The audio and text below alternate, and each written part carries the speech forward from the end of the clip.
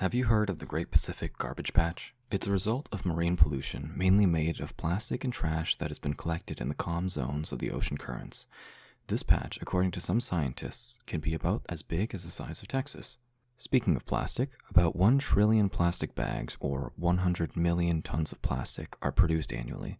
That's a lot of plastic. About 10% of these end up in oceans, and it all ends up negatively affecting marine life. The effects of plastic pollution have been so rampant that about half, or 43%, of all marine animal species have been impacted by fatalities that have been caused by ingestion, entanglement, or suffocation. These plastics and other forms of wastes not only harm the marine ecosystem, but also ours, as it pollutes our food sources. Due to this, we have decided to use behavioral economics to help mitigate the damages to our planet by devising nudges to influence people to cut down their plastic use. We propose to use 2 separate nudges, both in a supermarket environment, to change consumers' behavior in a direction we would prefer. The first nudge would be to have cashiers use paper bags as the default bagging option for products, either offering them to the customer or directly bagging the customer's products with paper bags. Plastic bags would still be offered, though the customer would have to intentionally opt in to using plastic bags. The second nudge is to change the design of the plastic bag offered from a plain bag to one that viscerally reminds people of the environmental impact that plastic has on the environment.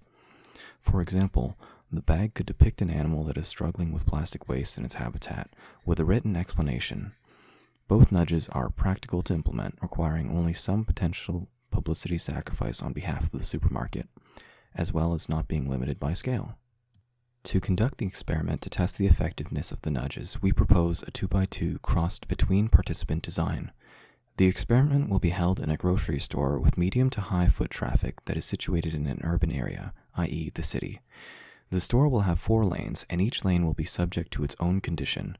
Condition 4 is the control group.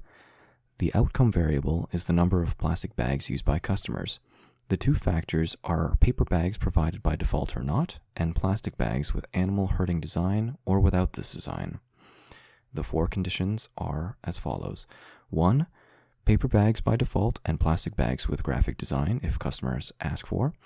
2. Plastic bags by default with graphic design. 3. Paper bags by default with plastic bags as an opt-in choice.